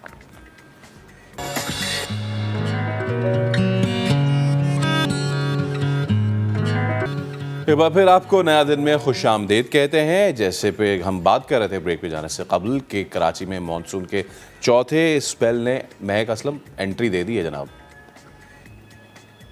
और बस अब मुझे इंतज़ार है कि मैं जब तक कराची पहले ख़त्म हो जाए और मंडे को कोई बारिश का सीन ना हो, क्योंकि कराची की बारिश से हमें बहुत ज़्यादा डर लगता है। खैर ये स्पेल कितनी देर का है, कराची में कितना स्ट्रॉन्ग है और कितना ज़्यादा कराची को हिट कर सकता है, या फिर अंदरूनी सिंध में क्या सूरत हाल रहेगी, ये जानने के लिए चीफ मेट्रोलॉजिस्ट सरदार सर फराज साहब हमें ज्वाइन कर चुके हैं। सरदार साहब प्लीज़ बताएगा, ये जो नया स्पेल है मानसून का जिसने कराची में एंट्री ली है, ये कितना स्ट्रॉन्गली कराची को हिट कर सकता है और कितने दिनों पर मुहित होगा ये स्पेल?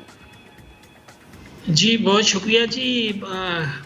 कराची पे तो ऑलरेडी कल जैसे कि अच्छी तेज़ बारिश हुई और इसी तरह सिंध के बाकी अजला में भी, हैदराबाद में भी अच्छी बारिश हुई है 65 मिलीमीटर। उसके साथ टंडोला यार में, ऊपर नुशर फिरोज़ में, नवाबशाह में, दादू, जैकबाबाद, उधर थरपारकर, तो ज़्यादातर डिस्ट्रिक्ट्स में कल अच्छी तेज़ बारिश हुई है कराची समेत।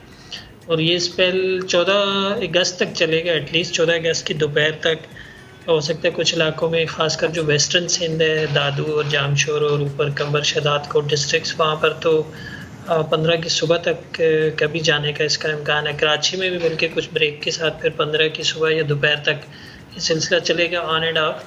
और उसमें आज से उसमें इसकी शिद्दत में इजाफा होने का इम्कान है, इसलिए कि कल जो बारिश हुई है वो कराची के जनूब मशरक़ में एक low pressure area Indian Gujarat और अरेबियन सी मुल्का अरेबियन सी पर मौजूद था।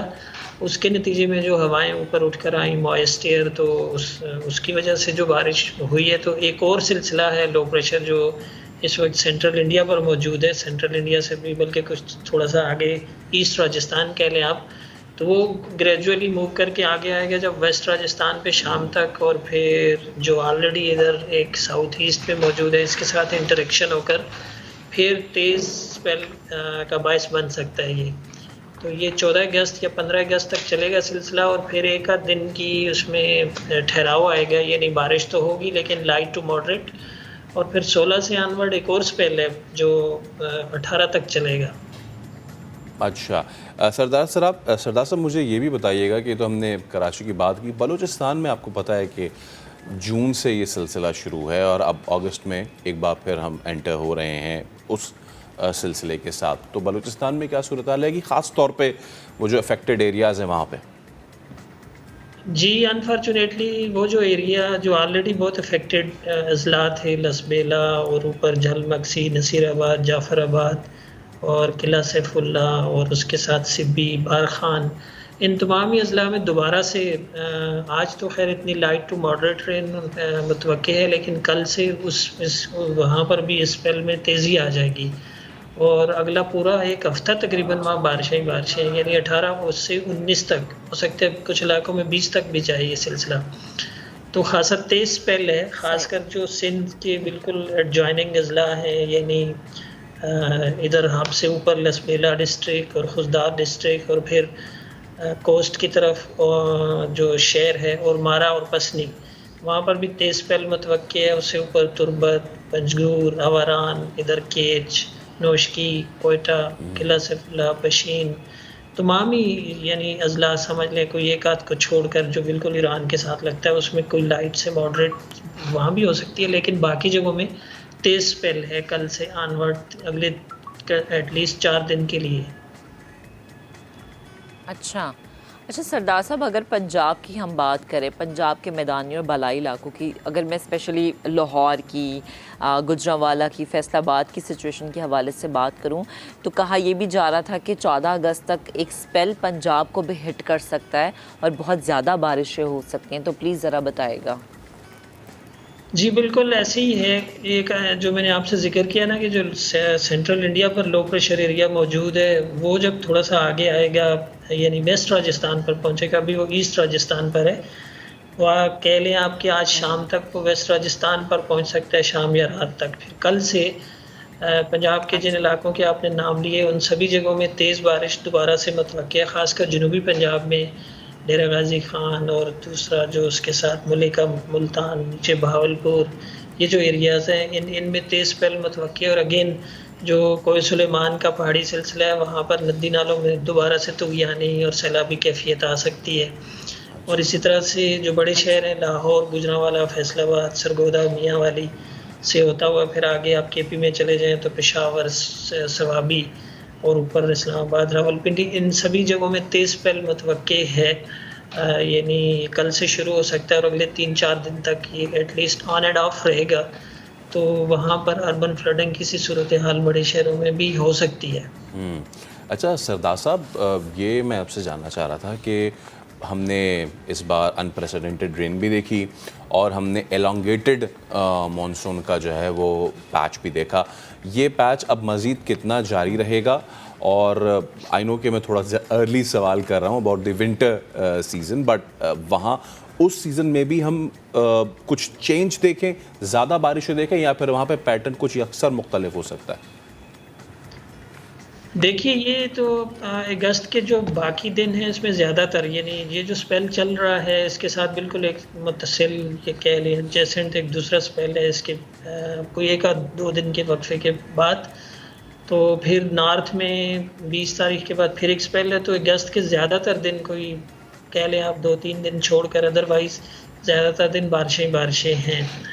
और इसी वजह से अगस्त के लिए जो आउटलुक इशू की गई थी, हमने पीएमडी ने जो इशू की थी उसमें यही कहा गया था कि मामूल से ज़्यादा बारिशें अगस्त में भी, जस्ट लाइक जुलाई में तो बहुत ज़्यादा एक्सेसिवली अबव नॉर्मल रही, तो लेकिन अगस्त में भी अबव नॉर्मल ही जाने का इम्कान है।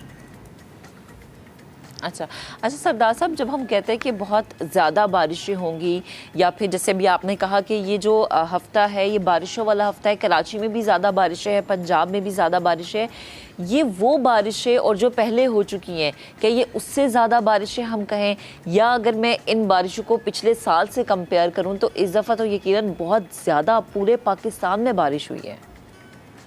जी बिल्कुल, ये बहुत गैर मामूली साल है मानसून की बारिशों के लिहाज से देखा जाए तो। पिछला साल तो बिलो नॉर्मल रहा था, कुछ 10 या 11% नॉर्मल से कम हुई थी, जो कि नॉर्मल के करीब होता है, ±10%, तो उसको यूजुअली हम नॉर्मल ही शुमार करते हैं। तो इस दफ़ा तो जुलाई 181% अबव नॉर्मल गया है एज़ कम्पेयर टू जुलाई, पिछले जुलाई जो थी 30 साल की जो एवरेज होती है उसके मुकाबले में। इसी तरह से अगस्त भी अबव नॉर्मली जाता हुआ दिखाई देता है, और देखिए सितंबर के मिड तक एटलीस्ट ये स्पेल्स इसी तरह से चलेंगे। तो ये जो 2022 ईयर है ये बिल्कुल गैर मामूली साल है, यानी 1978 के बाद पंजाब में, बलूचिस्तान में और पूरे पाकिस्तान के लेवल की भी बात करें हम तो 1978 के बाद जुलाई में इतनी बारिशें हुई हैं, और ऐसे लग रहा है कि अगस्त भी कुछ ना कुछ रिकॉर्ड बना जाएगा। तो ओवरऑल ये पूरा जो मानसून का सीज़न है ये एक्सेप्शनल ईयर है। ठीक है सरदार साहब, और यकीनन 78 के बाद से रिकॉर्ड ब्रेकिंग हो रहा है। आपसे आगे चल के आने वाले दिनों में इस पे ये तफसील से हम बात, क्या ये सिर्फ कोई साइकिल है जो, आपका बहुत शुक्रिया वैसे, क्या ये सिर्फ एक साइकिल है जो इतने सालों बाद दोबारा आ रहा है, या फिर इसके पीछे कुछ दीगर अवामिल भी कार फरमा हैं। खैर, हम अगर जब माहौलियात की बात कर ही रहे हैं तो सबको पता होगा कि पाकिस्तान में हर साल कई लोग फ़िज़ाई आलूदगी से मुतालिक बीमारियों के बाइस अपनी जान खो बैठते हैं। ज़्यादा देर तक फ़िज़ाई आलूदगी में सांस लेने से सांस की तकलीफ़ भी होती है, फेफड़े भी मुतासर होते हैं, हल्का इन्फेक्शन हो जाता है, दिल की बीमारियां और औसत उम्र में कमी भी वाक़ हो जाती है। अब ये जो हमारी एयर क्वालिटी है, जो फ़िज़ाई आलूदगी है, ये किन वजह से होती है? हमारा मुल्क ख़ास तौर पर कराची एयर क्वालिटी इंडेक्स में कहाँ है, और क्या ये दीगर शहरों से ख़राब है या फिर दीगर शहर इससे ज़्यादा ख़राब हैं? हमने जवाबात लिए एनवायरमेंटलिस्ट यासिर हसनैन साहब से। वो क्या उन्होंने बताया हमें आपको दिखाते हैं। एयर क्वालिटी इंडेक्स क्या होता है? जिस वक्त में आप सांस ले रहे होते हैं तो आप साफ़ हवा और ऑक्सीजन के अलावा कौन से पोल्यूटेंट्स उस हवा के अंदर शामिल हैं, उनको आप पढ़ते कैसे हैं। So this is the thing, आप उसकी रीडिंग कैसे लेते हैं, जैसे टेम्परेचर की होती है उसी तरह से हवा के मेयार की इंडेक्स होता है जो एक नंबर होता है। एयर क्वालिटी इंडेक्स में हमारा मुल्क कहाँ खड़ा है? आई थिंक इसमें हमें झिझक नहीं होनी चाहिए कि we are pretty much at the bottom of the list. तो उसकी वजह यह है कि हमारे इन्वायरमेंट के जो मिनिस्ट्रीज़ हैं या ओवरऑल जो पॉलिसी है उसके अंदर environment and climate change is a low priority. मुझे ये कहने में बिल्कुल झिझक नहीं है क्योंकि इसको हाई प्रायोरिटी होना चाहिए, but it has been low priority. And इसकी वजह से जो हमारे एग्जिस्टिंग लॉज हैं, देखिए हमारे यहाँ लॉज अच्छे मौजूद हैं लेकिन उनको जान के इम्प्लीमेंट नहीं किया जाता है। तो ये एक गैप है जिसको कि हमारी कोशिश है कि ये क्लोज़ हो, यानी इम्प्लीमेंटेशन हो। कराची की हवा में ऑक्सीजन के अलावा क्या क्या है?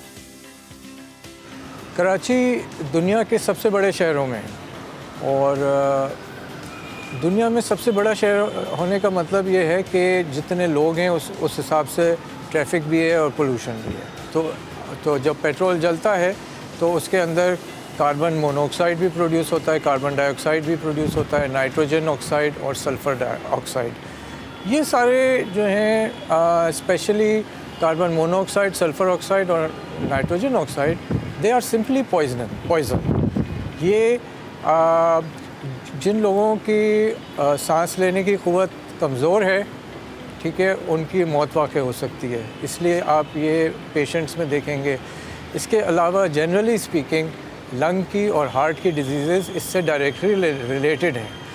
और आप लाहौर में अगर रहते हैं तो आप समझिए कि आपके 5 साल कम हो जाते हैं, क्योंकि वहाँ की एयर क्वालिटी का स्टैंडर्ड इंतहाई ख़राब है। दुनिया के सबसे ख़राब गंदी हवा, और उसमें सबसे ज़्यादा जो प्रोपोर्शन है वो ट्रैफिक का एग्जॉस्ट ही है। किसी भी शहर की हवा को ख़राब करने में कौन कौन सी चीज़ें शामिल होती हैं या कौन कौन से अवामिल कार फरमा होते हैं? ट्रांसपोर्टेशन के अलावा पावर जनरेशन एक बड़ा कंपोनेंट है, यानी एनर्जी जनरेशन।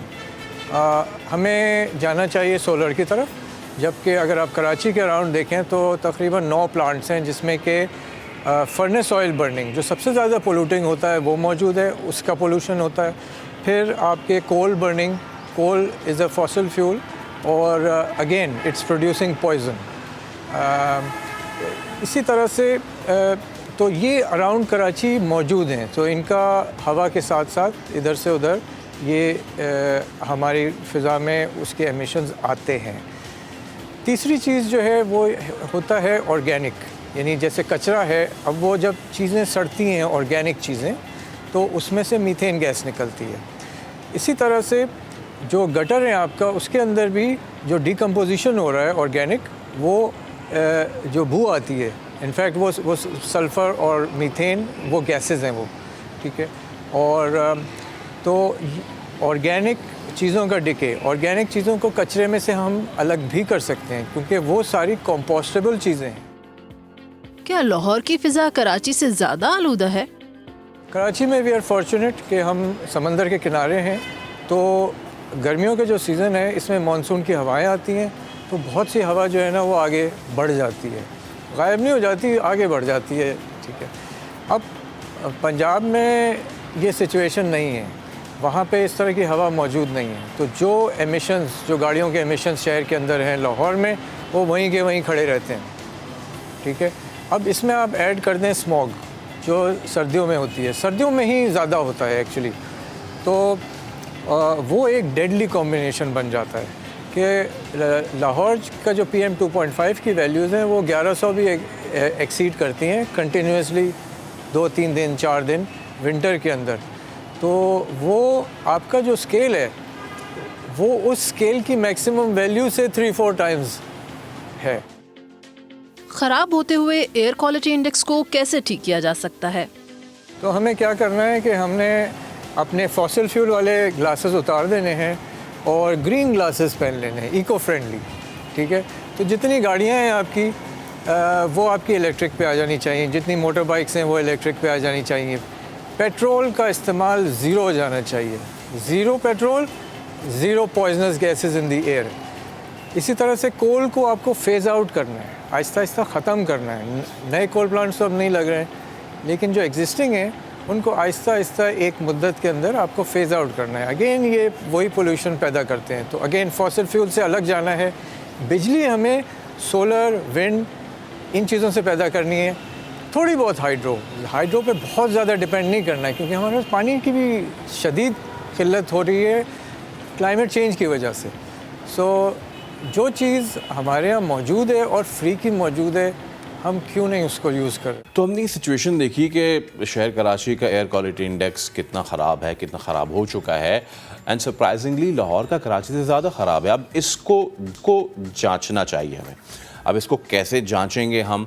हमारे साथ सोफिया हसनैन साहबा मौजूद हैं जिन्होंने एयर क्वालिटी इंडेक्स को जांचने के लिए शहर में मुख्तलिफ़ जगहों पे डिवाइसेस जो हैं वो इंस्टॉल की हैं। सोफिया अस्सलाम वालेकुम, बहुत शुक्रिया हमसे गुफ्तगू करने के लिए। सबसे पहले तो मैं आपसे ये जानना चाहूँगा कि ये जो आपने सारे इंस्टॉल किए हैं, कितने इंस्टॉल किए हैं पूरे शहर में, और उससे क्या फ़ीडबैक आपको अब तक मिला है? और साथ ये भी बताइएगा कि क्या गवर्नमेंट लेवल पे कोई है मॉनिटरिंग इसकी, कितनी ज़्यादा है? Thank you. Assalamu alaikum. Thank you for inviting me. So हमारी कंपनी ने कराची में 20 अब तक एयर क्वालिटी मॉनिटर्स लगाए हैं। ये एयर क्वालिटी मॉनिटर्स जो हैं ये low cost air quality monitors की क्लासिफिकेशन में आते हैं। सो हमारे टिपिकली जब एयर क्वालिटी मॉनिटरिंग होती थी शहरों में तो वो होती थी, समझे कि हुकूमत कर रही है और वो एक बड़ा यूनिट लगा लेती थी। तो कराची में आप समझे कि अगर आप एयरपोर्ट पर एक यूनिट लगा देंगे तो वो रिप्रेजेंट नहीं करता आज कराची की एयर को, ठीक है। तो एयरपोर्ट पे जो एयर क्वालिटी है वो लांडी कुरंगी जी। हेलो, एक तो अपनी बात मुकम्मल कीजिएगा और मेरा सवाल भी ले लीजिएगा। मैं ये जानना चाह रही हूँ कि इस डिवाइस को बनाने में कितना खर्चा आया होगा टोटल? अच्छा, ये देखें, ये लो कॉस्ट की कैटेगरी में आती हैं, ये बहुत ही सस्ती होती हैं। तो अगर मैं बात करूं कि जो हुकूमत जो मॉनिटर्स लगाती है, जिनको रेफरेंस मॉनिटर्स या कंप्लायंस मॉनिटर्स कहते हैं, ये उनसे तकरीबन 1000 गुना सस्ते होते हैं डॉलर टर्म्स में। बिल्कुल वो 1000 गुना कम होते हैं और उनकी जो है वो रिक्वायरमेंट, जो मेंटेनेंस रिक्वायरमेंट्स है वो भी बहुत कम होती है। हाँ, ये एक बात है कि उनका जो डेटा है वो उस क्वालिटी का नहीं होगा जिस क्वालिटी का वो है, लेकिन आजकल चूंकि आप कैलिब्रेशंस वगैरह कर सकते हैं इन लो कॉस्ट में, तो आप उनका डिफरेंस भी मालूम कर सकते हैं। और आइडिया ये है कि आप एक एयरपोर्ट की साइट पे कराची जैसे बड़े शहर में लगाने के बजाय उसी प्राइस पे अगर आप 1000 इस शहर में लगाते हैं तो आपके पास ज़्यादा हाइपर लोकल डेटा आएगा। हाइपर लोकल डेटा से आपको ये पता चलता है कि किस वक्त किस इलाके में कचरा जलता है, उससे क्या फ्यूम्स निकलते हैं, किस वक्त ट्रैफिक का दबाव ज़्यादा होता है उस इलाके में, ट्रैफिक के लिए क्या करना है, कचरा जलाने के लिए क्या करना है, इसके अलावा कंस्ट्रक्शन के लिए क्या करना है। तो जब तक आपके पास हाइपर लोकल डेटा नहीं होगा, कराची जैसे शहर में जहाँ एक गली में, हमारी अपना एक्सपीरियंस है, कल की बारिश के बाद एक गली में पानी खड़ा है, एक में नहीं खड़ा है, एक में गटर का मसला है, तो इस जैसे शहर में आप ये नहीं एक्सपेक्ट कर सकते कि आपके पास सिर्फ एक एयर क्वालिटी मॉनिटर होगा। तो जैसे जैसे आप हाइपर लोकल डेटा एक्वायर करते जाएंगे, आपके पास ज़्यादा अंडरस्टैंडिंग आएगी कि आपने इस मसले को हल कैसे करना है, क्या फैक्टर्स हैं जिनकी वजह से आप इस मसले को ये मसला बढ़ रहा है और इसको एड्रेस करके आप किस तरह से कोई सोल्यूशन निकाल सकते हैं कराची की एयर क्वालिटी का। ओके, अच्छा सोफिया, आपकी बात से मैं यही जान पाया हूँ कि गवर्नमेंट लेवल पे एयर क्वालिटी इंडेक्स को शायद इतना सीरियस नहीं लिया जाता, बिकॉज आप इक्का दुक्का डिवाइस लगा के और उसको समझे कि पूरे शहर को वो केटर कर सकता है, दैट्स नॉट पॉसिबल। ऐसा ही है। और दूसरा, अगर if you have access to your device, अगर आप हमें इस वक्त दिखा सके तो वो हमारे लिए बड़ा अच्छा हो जाएगा। अच्छा, ये डिवाइस जो है ये एक बहुत छोटी सी डिवाइस है, मैं इस वक्त मेरे पास है नहीं, तो हम लोग ये डिवाइस जो है ये आउटडोर में लगाते हैं। जैसे आपने कहा गवर्नमेंट, तो रिसेंटली KMC ने हमें सपोर्ट किया है। हमारी अपनी रीच, जब जैसे हमने आ रहा है, ये बिल्कुल नॉट फॉर प्रॉफिट प्रोजेक्ट था कराची के लिए, as a contribution from our business. तो हमने 13 या 14 लगाए थे कराची में अपने जानने वाले बिजनेसेस और हाउस होल्ड के साथ, ताकि हमें एक स्प्रेड मिल जाए। तो जब हम लगा रहे थे तो हमने ज़्यादा कॉन्सेंट्रेट किया था सदर, क्लिफ्टन, नॉर्थ नाज़ाबाद, फेडरल बे एरिया और कुरंगी। जैसे ही सिंध गवर्नमेंट KMC हमारे साथ आई है तो हमें जो है वो हमारा फुटप्रिंट एक्सटेंड हुआ है। अब हम मंगो पीर और हॉक्स बे और इसी तरह मलीर में कुछ गुंजान इलाके जहाँ पे के KMC की प्रेजेंस है, हम वहाँ तक पहुँच चुके हैं। तो इस वजह से गवर्नमेंट ने एक तरह से सपोर्ट किया है और हम चाहते हैं कि गवर्नमेंट और सपोर्ट करे ताकि हमारे पास जो इन्फॉर्मेशन आए वो रिलायबल हो और उस पर एक्शन लिया जा सकता हो। तो डेटा जो है वो अगर एक्शनेबल होगा तो उससे आप अर्बन प्लानिंग भी कर सकते हैं। तो आज हमें ये नहीं पता है कि हम पार्क ले जाते हैं अपने बच्चों को, वहाँ पे क्या एयर क्वालिटी है, क्या हम उन्हें किस चीज़ से हम उन्हें एक्सपोज कर रहे हैं। इसी तरह हम बच्चों को जब स्कूल छोड़ने जाते हैं, और कराची में ये एक बहुत ही कॉमन सी बात है, स्पेशली मिडिल और अपर मिडिल क्लास में, कि वो अपने बच्चों को गाड़ियों में छोड़ने जाते हैं। तो जैसे ही ये इतनी सारी गाड़ियाँ एक जगह जमा होती हैं, आपका बच्चा गाड़ी से उतरता है और वो एक बहुत dangerous level of poor air quality से एक्सपोज होता है। तो ये सारी चीज़ें हैं जिनकी इंफॉर्मेशन आवाम तक पहुँचनी चाहिए। पता होना चाहिए कि हमारे अस्पताल, हमारे स्कूल, हमारे पार्क कहाँ हैं, उनमें जाने से इंसान को ज़्यादा नुकसान हो रहा है या फ़ायदा हो रहा है। और इसी तरह ट्रैफिक के लिए भी हमें कुछ करना चाहिए। अभी यासिर बात कर रहे थे फ्यूल क्वालिटी के ऊपर, हमें देखना चाहिए कि हम किस तरह से ये डिपेंडेंस अपनी कम कर सकते हैं कि एक गाड़ी एक मोटरसाइकिल पर जो है ना वो एक बंदा जाए, ज़्यादा पब्लिक ट्रांसपोर्ट को हमें खुद डिमांड करना चाहिए। अगर ये डेटा, हमारा डेटा भी जो है वो अवेलेबल है पब्लिकली, हमने इसमें अवेयरनेस वीडियोस भी बनाई है जिसमें हमने बताया कि आप एक अगर रक्शे से एक्सपोज होते हैं तो आपको रक्शे के करीब होते हैं अगर आप, तो आप कितना एक्सपोज होते हैं पुअर एयर क्वालिटी और गैसेस के लिए। इसी तरह अगर एक नॉर्मल और सोफी साहब सॉरी मैं आपको इंटरप्ट कर रही हूँ, मेरा एक सवाल है, प्लीज़ मेरा सवाल भी लीजिएगा, अपनी बात भी मुकम्मल कीजिएगा। आप जिस तरह बात करिए ना कि जिस तरह मोटरसाइकिलों के हवाले से या बाकी हवालों से ये डिवाइस जो डेटा इकट्ठा करिए, मैं चाहूँगी जो इस वक्त हमें देख रहे हैं सुन रहे हैं, आप बताएं कि डेटा जो आपके पास आया है वो है क्या, ताकि हमें पता चल सके कि हमारी फ़ज़ा कितनी आलूदा होती है जिसमें हम बहुत बड़ा किरदार अदा कर देते हैं। अच्छा, तो देखिए मैं देखती हूँ, अगर मैं अपना स्क्रीन क्या शेयर कर सकती हूँ आपके साथ, तो मैं आपको डेटा दिखा सकती हूँ। आप सोफिया आप ऐसे ही अगर बता सकें तो। अच्छा देखिए, जो ऐसे ही मैं अगर आपको बताऊं तो एयर क्वालिटी जो है वो हम जो पैटर्न देखते हैं उसमें ये है कि और ये एक हमारा कॉमन कराची में रहने का एक्सपीरियंस है कि हमारा ट्रैफिक जो है वो ओरिजिनेट करता है नॉर्थ साइड से। सो नॉर्थ कराची हो गया, बल्दिया हो गया, नॉर्थ और वेस्ट से, और ये अक्सर ट्रैवल करता है शारा फैसल और क्लिफ्टन और इस तरह। तो हम ये देखते हैं कि इन एरियाज में जहाँ बल्दिया है, नॉर्थ नाज़िमाबाद है, यहाँ पर शुरू में सुबह के वक्त ट्रैफिक जो है वो ज़्यादा होता है और एयर क्वालिटी बहुत ख़राब होती है। इसी तरह जैसे जैसे ये ट्रैफिक शारा फैसल और क्लिफ्टन की तरफ आता है तो ये एयर क्वालिटी ख़राब होती रहती है।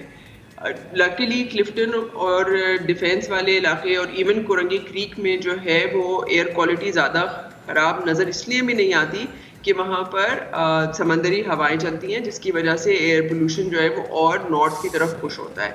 तो एक वजह तो ये है जो हमें नज़र आती है। एयर क्वालिटी इंडेक्स और मौसम के ऊपर भी डिपेंड कर रहा होता है। एयर क्वालिटी जो कराची की है वो मौसम के ऊपर भी डिपेंड कर रही होती है, टाइम ऑफ द डे पे भी कर रही होती है, और बहुत सारी पिक्यूलियर चीज़ें जैसे कि कंस्ट्रक्शन है। जब हमने हैदरी पे यूनिट लगाया था तो उस ज़माने में ग्रीन लाइन की कंस्ट्रक्शन हो रही थी और उस ज़माने में हमने देखा कि बहुत ज़्यादा एक ख़राब एयर क्वालिटी थी हैदरी के इलाके की। लोगों ने महसूस भी किया होगा। वो थोड़ी सी बेहतर हो गई है। कंस्ट्रक्शन एक बहुत बड़ा फैक्टर है क्योंकि आप जो है वो पार्टिकल्स को बहुत हाई प्रिसिजन में काट रहे होते हैं और डस्ट होती है, तो ये सारी डस्ट भी ठीक है Sophia, thank you so much.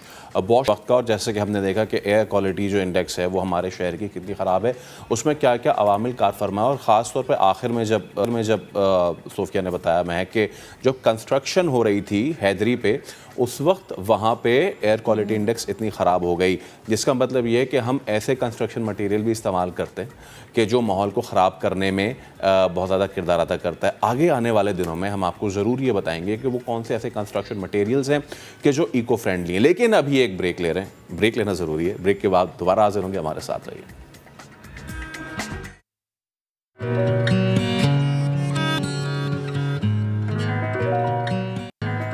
Welcome back once again, और आपको ख़बर देंगे अदालती कार्रवाई से मुताल्लिक कराची स्कीम 33 में निजी सोसाइटी पर कब्ज़े ख़त्म कराने का केस। और जस्टिस हसन अजहर रिजवी ने रिमार्क्स दिए हैं कि सोहराब गोड से आगे शहरियों के प्लॉट्स पर गैर मुल्कियों ने कब्ज़े जमा रखे हैं। अदालत ने 45 रोज़ में सोसाइटी के अराज़ी वागुजार कराने के लिए ऑपरेशन करने की हिदायत कर दी है। मज़ीद बात करेंगे अपने नुमाइंदे इरफानुल हक ने हमें ज्वाइन किया है। जी इरफान बताइएगा।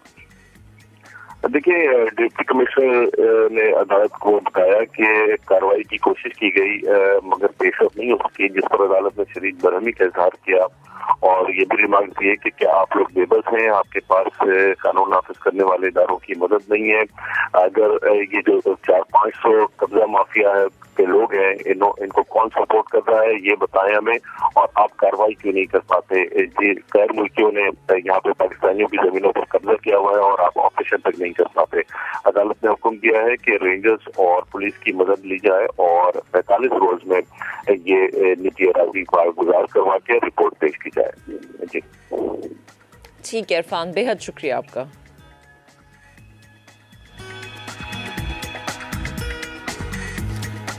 पाकिस्तान कई मुसलमानों की अनथक मेहनत और कुर्बानियों के साए से वजूद में आया और इन्हीं लोगों को खिराज अक़ीदत पेश करने के लिए कराची की हैं 18 साला सैयदा फ़ातिमा ज़हरा।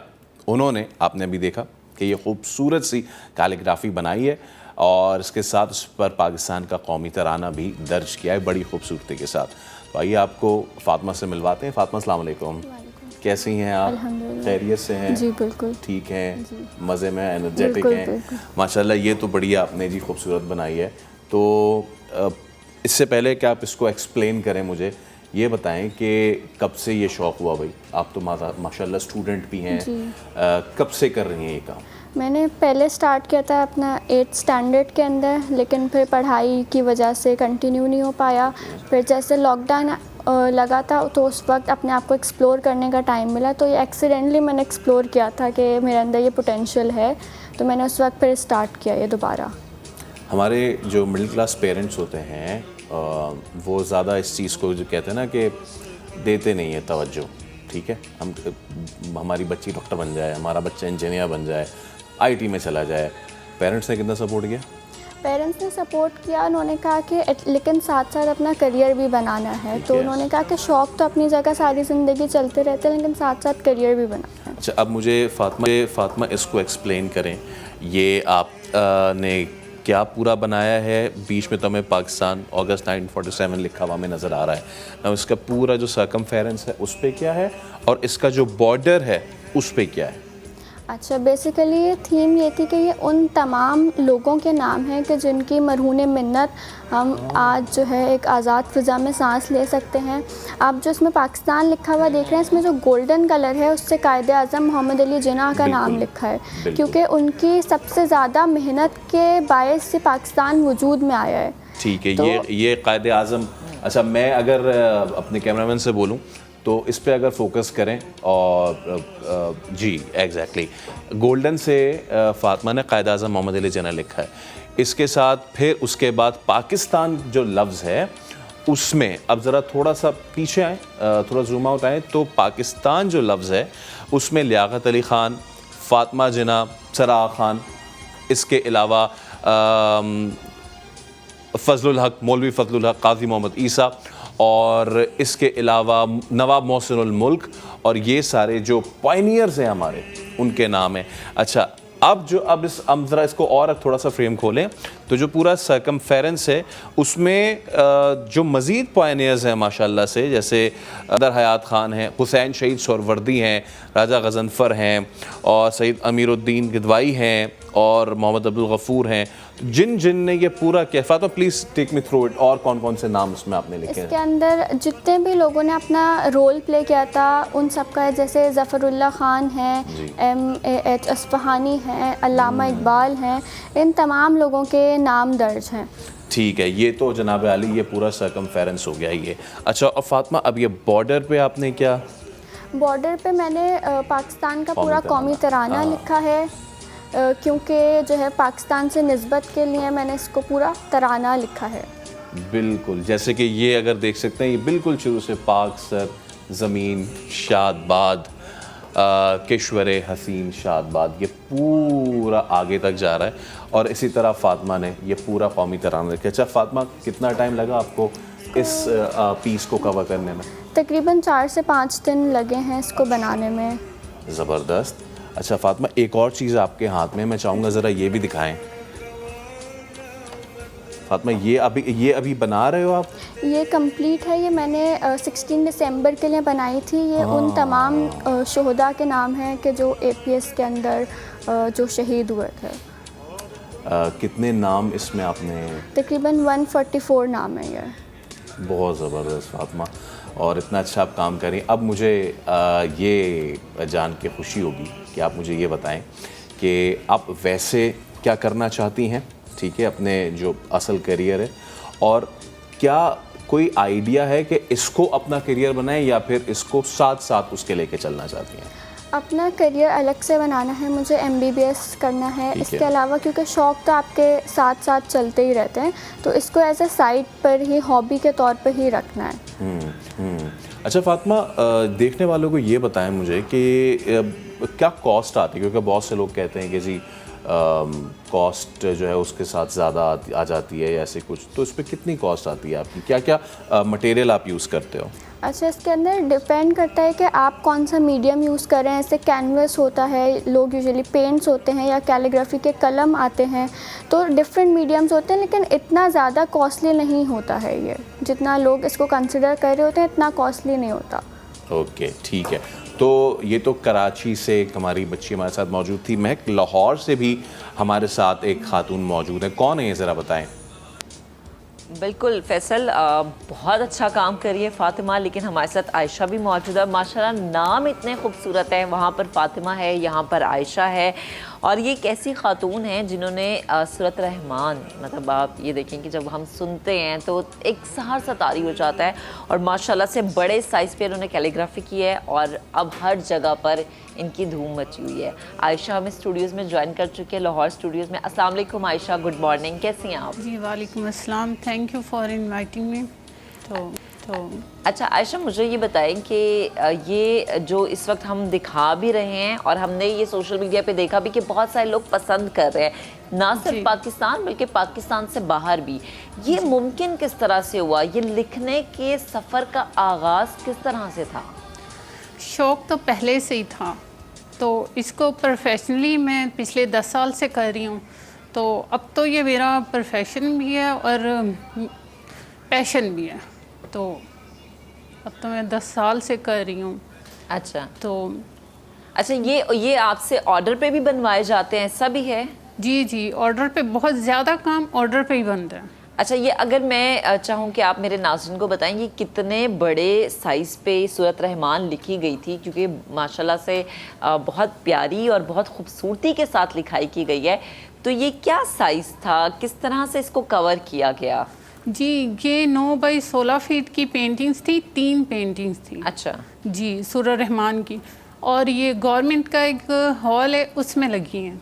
ओह वाह, अच्छा, तो ये आप कह रही, तो ये सीखा आपने, या मतलब एक होता है ना कि एक तो आपको बाय बर्थ होता है, आपको शौक पैदा हो जाता है, फिर आप कहीं से देखते हैं, तो ये आपने सीखा, इसकी बाकायदा ट्रेनिंग ली आपने? जी जी बिल्कुल, मैंने सीखा है। पहले शौक़ था, तो फिर खुद करते करते फिर मेरे टीचर हैं आमिर कमाल साहब, उनसे मैंने सीखा है। ओके, अच्छा फैसल, ये देखिए कितनी खूबसूरती वाली बात है कि एक तरफ हमारे पास फातिमा है जिन्होंने इतनी खूबसूरती से 14 अगस्त के हवाले से, और एक तरफ हमारे पास आयशा जिन्होंने माशाल्लाह इतनी खूबसूरत, और वही अगेन कि जब हम सूरत रहमान को सुनते हैं तो एक सहर तारी होता है। आयशा से ये भी पूछेगा कि इनका काम जो है वो इंटरनेशनली अक्लेम्ड भी है। अच्छा आयशा, मुझे बताएं, अगर आपको आवाज़ आ रही मेरे को एंकर की, तो आपका काम इंटरनेशनली भी है?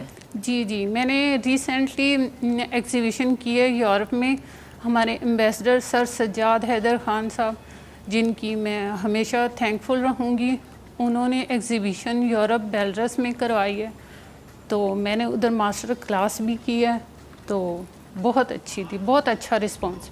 अच्छा आयशा, मुझे ये बताएं कि अभी तो ये एक सूरत रहमान के हवाले से हम बात करें, इसके अलावा मज़ीद कुरान पाक की कौन कौन सी ऐसी सूरतें हैं जिनको आपने इतने बड़े पैमाने पर कैलीग्राफी के ज़रिए नक्श किया है?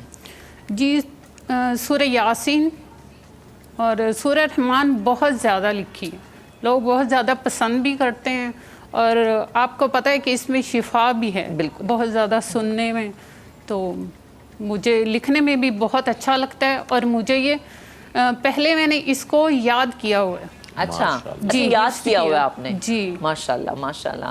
तो आयशा, ये वक्त कितना लगता है एक सूरत रहमान लिखने में, उसको पूरा कवर करने में, डिज़ाइन करने में कितने दिन लग जाते हैं? जैसे ये 9 बाई 16 फीट थी, तो ये तकरीबन 1 माह में एक बनी।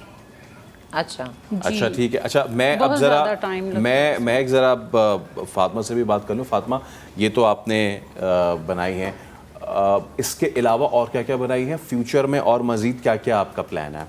जी, मैंने भी सूरह रहमान की कैलीग्राफी बनाई है, इसके अलावा मुख्तलिफ़ आयात की बनाई है, डिफरेंट दुआज़ होती हैं, इससे ऑर्डर्स के ऊपर लोग बनवाते हैं, या लोग जैसे अपने नाम भी कैलीग्राफी करवाते हैं, तो वो भी ऑर्डर्स के तौर पे लोग काफ़ी बनवाते हैं।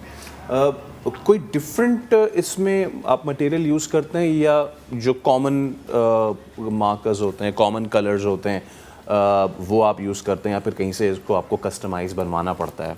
नहीं, कलर्स हम लोग खुद भी बना सकते हैं, ऐसे कलर मिक्स करके पेंट्स वगैरह होते हैं, तो अगर हमें कोई स्पेसिफिक कलर चाहिए होते हैं तो वो खुद से बना लेते हैं उसी वक्त। अच्छा, और यार इसका साइज़ आपने नहीं बताया, ये क्या है इसका साइज़? ये तकरीबन 3 फीट है और लेंथ के अंदर और 2.5 विड्थ है इसकी। ओके, ये इस वक्त सबसे बड़ी है आपकी या इससे बड़ी आपने ये बनाई? सबसे बड़ी है। ये सबसे बड़ी है, ठीक है। तो महक ये जो है 3 बाई 2.5 ये इसकी जो है लेंथ और विड्थ है। आयशा, आप बताएं कि आपकी जो सबसे बड़ी है कैलीग्राफी या पेंटिंग, उसका साइज़ कितना है? ये 9 बाई 16 फीट की है। वाह, माशाल्लाह माशाल्लाह। फैसल देखें ना कितनी खूबसूरत बात है कि एक तरफ हमारे पास आयशा और फिर फातिमा। आयशा हमारे पास एक एग्जाम्पल है और फातिमा हमारे पास आने वाले टाइम की मुझे लगता है आयशा बन जाएंगी और हम फिर देखेंगे कि एक दिन हमने फातिमा के भी फनपारे रखे होंगे। अच्छा आयशा, मुझे लास्ट में बताएं कि ये जब सेल होता है तो ये आप कितने में सेल करती हैं? लाइक जितना आपका इस पर लग जाता है, जिस भी हवाले से हम बात करें, उतना आपको इन रिटर्न आता है? जी बिल्कुल, अल्हम्दुलिल्लाह। अब तो अल्हम्दुलिल्लाह इतना नाम बन चुका है तो बिल्कुल बहुत अच्छा मिल जाता है। और रिस्पांस भी फैसल देखे ना, वही बात है कि अगर फातिमा आगे इन फ्यूचर इसको प्रोफेशन के तौर पर लेके चलना चाहती हैं तो फातिमा, आयशा ने उनकी मुश्किल आसान कर दी है। हाँ बिल्कुल। और मेरे ख्याल से आप वैसे इसकी आपने एग्जीबिशन की है फातिमा, या इरादा है आगे चल के? इंशाल्लाह इन फ्यूचर करने, अभी एग्जीबिशन नहीं किया। ठीक है, चलें जी। आयशा आपका बहुत शुक्रिया, फातिमा आपका बहुत शुक्रिया, आप तशरीफ़ लाए।